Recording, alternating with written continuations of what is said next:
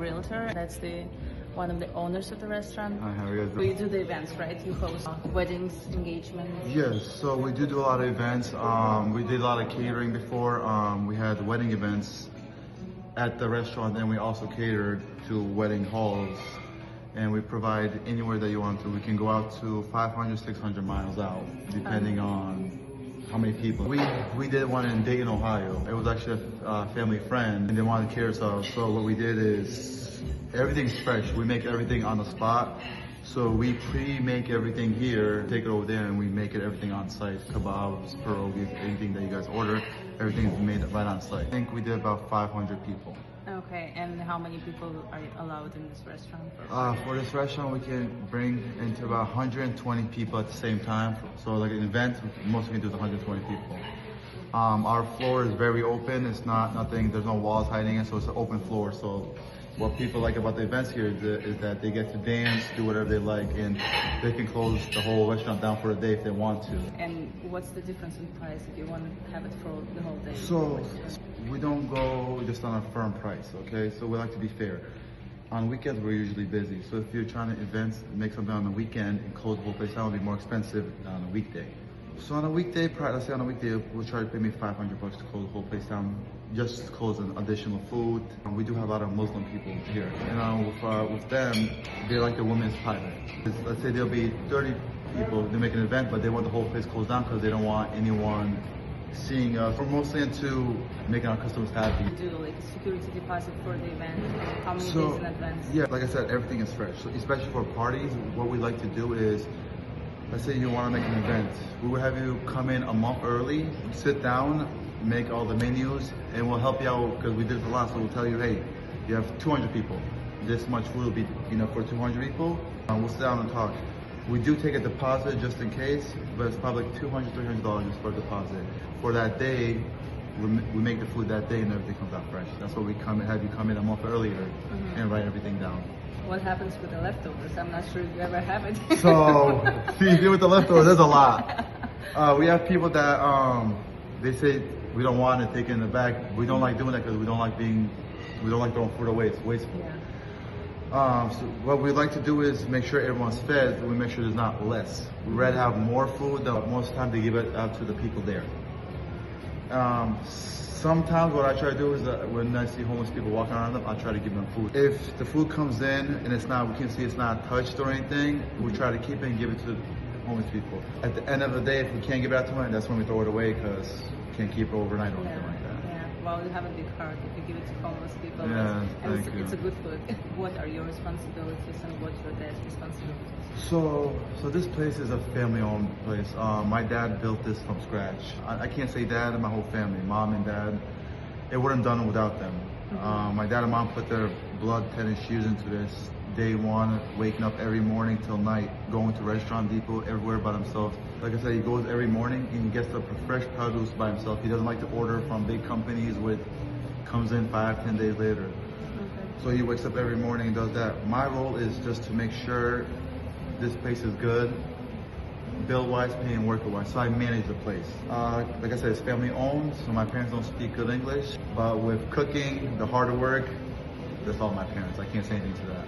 My mom and dad wake around 7 a.m. almost every day, doesn't matter if it's weekend or not. And the business closes at 10, even they come home at 12, 1 a.m., they still have to wake up at 7 a.m. just to do the same thing. It's obvious that they love it. Yeah. What I love about my parents is that they did this to feed people, like I said, but one thing is they're trying to build us to the top and culture to show us that we came from the bottom, we came from nothing. Don't be ungrateful for what you have. So, for example, the food we have, we cook and we eat what we can. We don't take extra. Because my dad does, we have food, but never be ungrateful of what you have. Because one day it's here, one day it can be gone. They built the restaurant for us. That's how I look at it. My dad's, 56 now? My mom, that's him, they're old. They're getting to that age. But they're still doing it for us so they can leave something for their kids later on. Are you planning to continue that? Being honest, kind of want to stop this. I want to build this foundation to the point where it's really good, where I can sell the place. I don't want to let go of it. I want to sell it to someone that will take the passion and continue what my dad built and continue with that, not change anything. So what we built here was our waitress, our family being friendly, family. Our food is amazing, but what they come is for traditional. They see how we made the food, or it's hard to explain, really. When people have meetings or anything like that, they go to restaurants. It's somewhere that they can come, chat, talk. And sometimes food is what brings memories back sometimes. So that's what my dad wants to do, is keep the flavor and tradition in the food. Don't redo anything how we used to make it back home, back in Russia and back in Turkey. We would like to keep it that same way, same ingredients. Nothing added on, no extra stuff.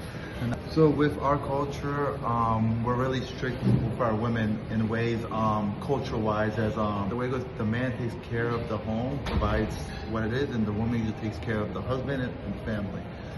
So when you get married, the tradition with the hinkal and the pilmeni is showing that the daughter can cook for you and provide for you, as in a way like she's grown enough now to get married and stuff like that. So with that, after the wedding, everyone comes into your house, and she makes the hinkal with hands from scratch, and she goes around and feeds it to everyone there, showing that, you know, I'm here, I'm happy that I'm here. So it's to show like that I'm happy to be here. What my dad has done, one saying is also is for example, you know how you make one food the same way, and sometimes you change it and it doesn't taste the same anymore? My dad has the same thing in life. If you want something and you want it that way, start it like that from the beginning and don't change anything. So let's say if you want to succeed on something in life, right? You're looking for it, don't change that. Don't look back to it. Don't make a new route. Try to follow that road and do it exactly how you did it. When we first started off the first year, we weren't doing good because we're new. But people realized us, how friendly we were. It's something new here. Lately, it's all American food or franchise thing.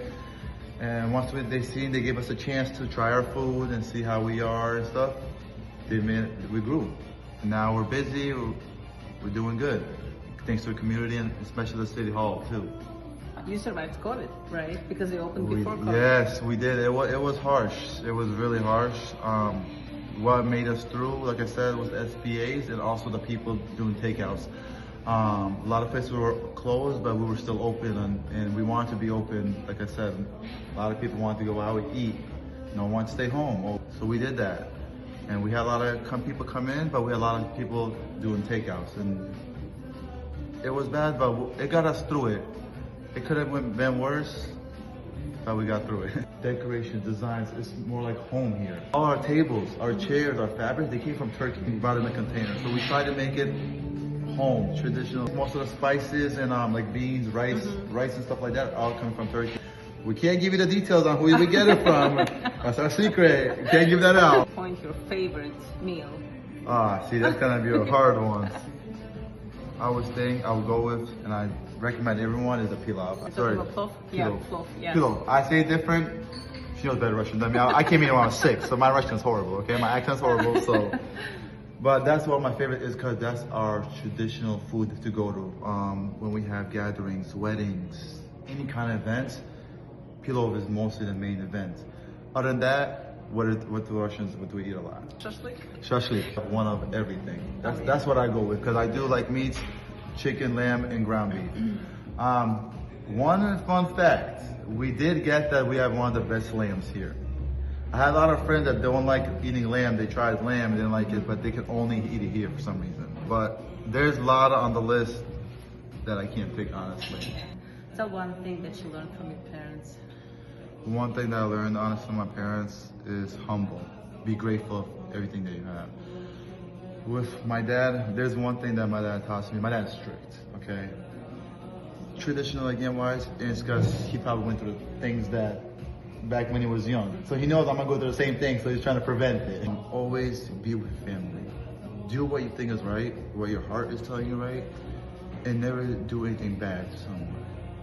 My dad always teaches me is, it's like, as in, what he teaches me is always be grateful. You see someone doing worse than you, help them out.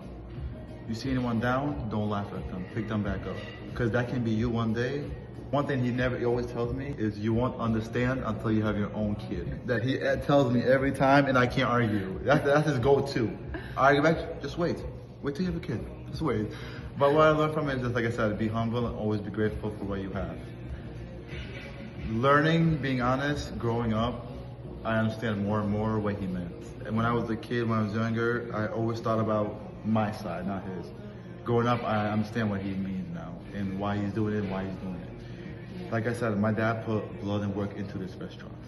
So I know what he's been going through, how he stressed, argument, headaches. I see what he went through. And then that's where I understood, hey, he's doing all this for us. I understand because when I opened my own company, now I'm going through the same thing. I was just managing it, But him, he was going through a thing because everything went through him. Bills, milk, everything, but I just did the writing. So when I opened my own company, I fully understood why he was always stressed, so strict and everything, because he built something in his hand and he put hard work. He didn't want it to go to waste. Yeah. So that's why he's always was strict and always telling me, just do your best, tell you what your heart is telling you to do. If you could talk about your mom, like what's one thing that I know there's a lot of things you love about There's a your lot. mom. One thing about my mom is that she's a sweetheart. She is, I haven't seen 27 years. And being Russians, being straight, you guys will know this is a Russian background. Even when she got mad at me, where she had the right to get mad at me, she couldn't raise her voice at me because she's so sweet. Now, like I said, I couldn't do what I could do without my mom and dad. And I can't say either or on which one more. But with my mom, she always taught me I don't know, everything.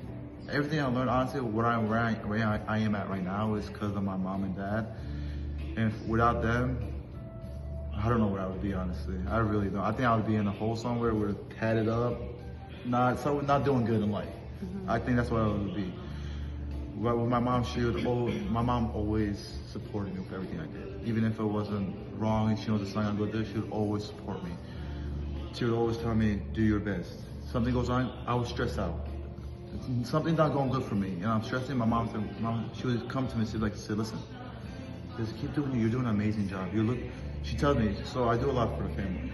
But I don't, you don't realize sometimes because it's something that you have to do, so you don't realize you're doing it. So she comes to me and she's like, listen, you do this, you do this, you look at us, you look at all the bills, you do this, you do everything for the family. Not everything's gonna be good. She always tells me, she goes, keep your head up. Life is like stocks. Life goes up and down and never stays still. There'll be good days, there'll be bad days. What it is, she says, God is testing you. God loves you. He's just trying to see if you're gonna get up from where you are. So that's how I learned. So my motivation from where I am, everything is from my mom and dad. I'm happy to be where I'm at, to be honest, with this family. Well, I'm wishing you the best. Stay in business. Support us, support you guys. I just want to say thank you because you brought this to the community, and I know a lot of people like this place. Well, we couldn't be here without the community, though.